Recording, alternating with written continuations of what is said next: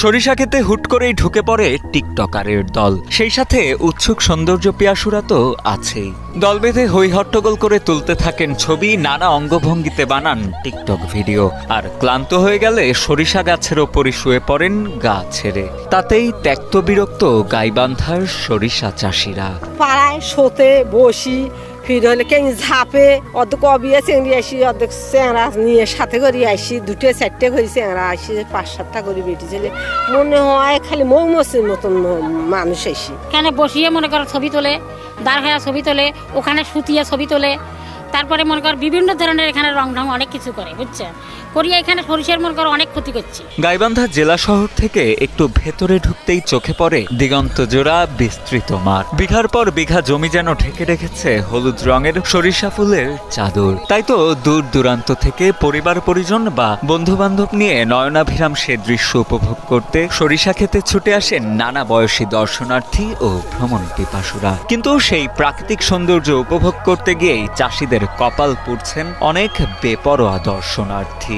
দর্শনার্থীদের বেপরোয়া কাণ্ডে ক্ষতির আশঙ্কা করছেন গাইবান্ধার অনেক সরিষা চাষি। যে জমি হইলে 3 মণ জমিনে মনে করেন 1 মণ শস্য হবার না, এইরকম ক্ষতিটা করে ফেলাইছে।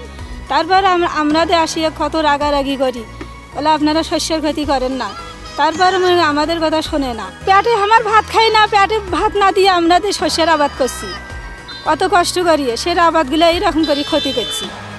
আমাদের কথা তো শোনে না, এখন কি করবেন আপনারা সেই ব্যবস্থা করেন। সরিষা চাষিদের অভিযোগ, ভালো ফলন হলেও দর্শনার্থীদের কারণে খেতে সরিষা চাষ করে বিপাকে পড়েছেন তারা। শুয়ে বসে থেকে ছবি তুলে আর ঝাপাঝাপি করে ক্ষেতের সরিষা নষ্ট করছেন বেপরোয়া দর্শনার্থীরা। এমনকি জমি মালিকের বারণও অনেকে তোয়াক্কা করেন না বলে অভিযোগ সরিষা চাষিদের। সুদিয়ে তো একদম নষ্ট করে ফেলাইছে, মানে শস্যের ভুঁইয়ের মাঝে মাঝেই ভেতর দিয়ে ঢুকছে আর খালি নষ্ট করে ফেলেছে। এখন মানুষ এখানে যেভাবে আসিয়ে তো এরা কথাও শোনে নাই, এদের সাথে খারাপ ব্যবহারও করা যায় না, করলে মানুষ খারাপ বলে। এই যে যেভাবে ক্ষতিটা করছে এরা, এইরকম ব্যাপক ক্ষতি করছে, প্রত্যেকেরই জমির এইরকম ব্যাপক হারে ক্ষতি করছে।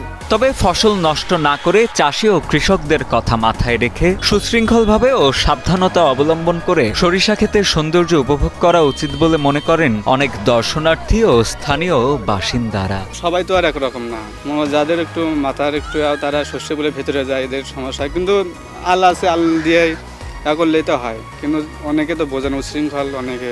হ্যাঁ, এটা ক্ষতি হয়, যাদের জমি ক্ষতি হয়, কিন্তু এই সৌন্দর্য দেখার জন্য আসি। আমরা চেষ্টা করব একটু ডিসিপ্লিনভাবে দেখার, জমি নষ্ট না করার, এই গাছগুলো নষ্ট না করার।